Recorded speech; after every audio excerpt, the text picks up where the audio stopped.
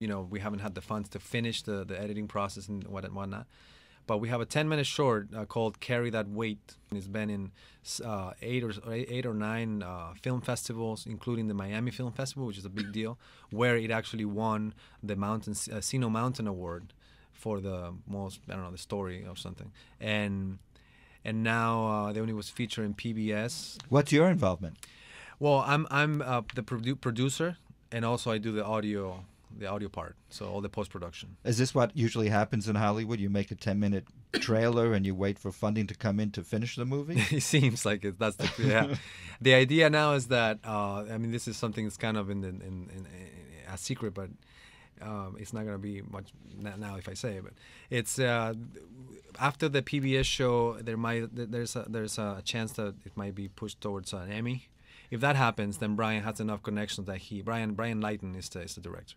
He has connections out there in LA where he can maybe take it to David Grohl or one of these celebrities to see if they would like to sponsor it, fund it, whatever. I mean, it's the epitome of the rock and roll teacher that changed the lives of thousands of students. The movie that you would see and well, Cassandra, he was your teacher too. Do you have fond memories and an impact on you as well? Oh yeah, absolutely, Mr. Burris. I mean, he was, to me, it was amazing that he was able to teach so much just with, vocally, just speaking, just telling us what to do, and was able to, make real musicians out of us. He would conduct a class of music. Yeah. How would he conduct if he couldn't lift a baton? Well, he would, see, what he would do is that he would have like maybe one student who was great at guitar, and he would tell him exactly what to do, and he was able to show the other students. Now, Mr. Burris wasn't always, paralyzed. He had multiple sclerosis, and it took many years for him to get there. He started with, at first he would actually teach physically, and it started, from the bottom up, his feet, then he couldn't move his legs, his upper body until, it was only his mouth. But somehow he was able to portray the message, and he would, when, he was directing us as a band, he would say, stop, everybody. And he'd yell at us, and, you're too, you're too fast, and you're, like, what is this? But, he would get his message across, and aside from that, it was amazing to see that somebody who was in such a state, he wouldn't complain. He wouldn't, complain about not being able to do things. He would just get it done. So it would make us see that no matter how bad your situation is, get over it, and, basically get on your feet even if you don't have them.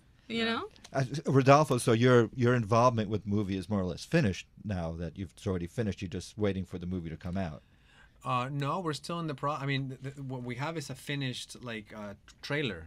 But I still have the file open, waiting for more footage to come in and more audio. And the moment that comes, well, that's a whole new line of work for you. Isn't it? It is. I mean, that's why I call myself a guitar artist and not just a guitarist, because I do a lot of stuff that are related with not only studio production and recording, but also just audio in general. And that's really my true passion. I mean, when you ask me about playing music, a lot of people, oh, don't you like playing music?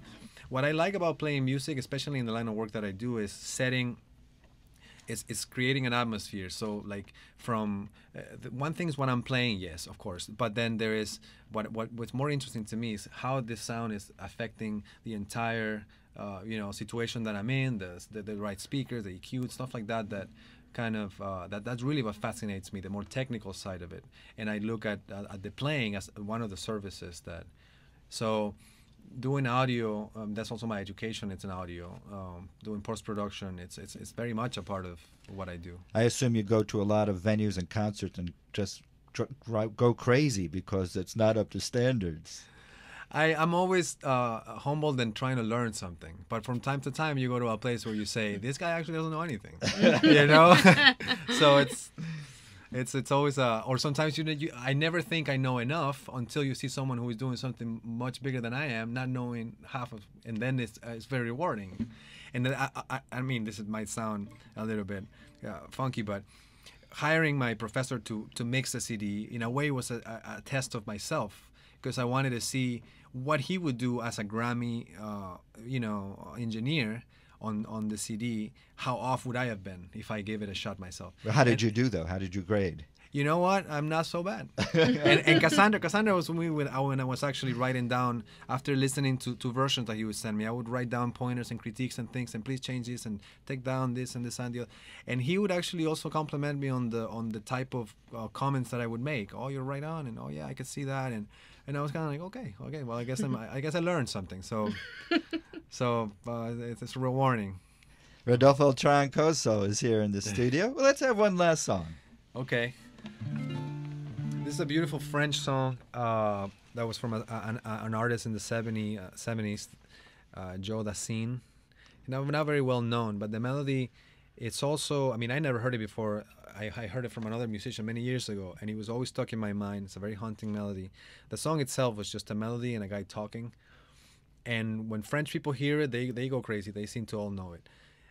So I just turn it into, it's the perfect song for a gig too, because it's a melody, it repeats over and over, anybody can improvise, nice enough. And went into the album, and this is what it sounds like, so you tell me. It's Rodolfo Troncoso. It's called Indian Summer, by the way.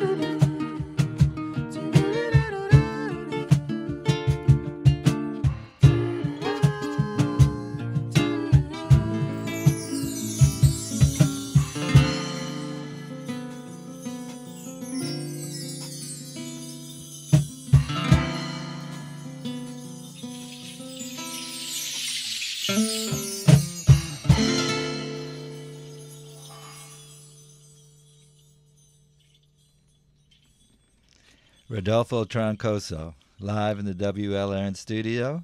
Cassandra, Pablo, and Ramsey, you all sound great. Thank you so much for coming in. Thank you for having us. Ramsey's new CD is called A Gig in Miami, and thanks so much. That sounded great.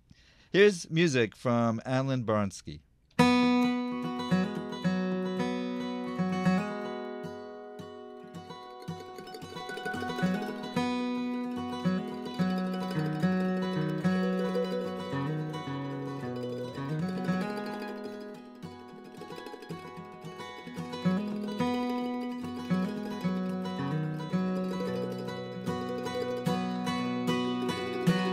I wish I was in Bowling Green, sitting in a chair, one arm round my pretty little miss and the other round my dear, the other round my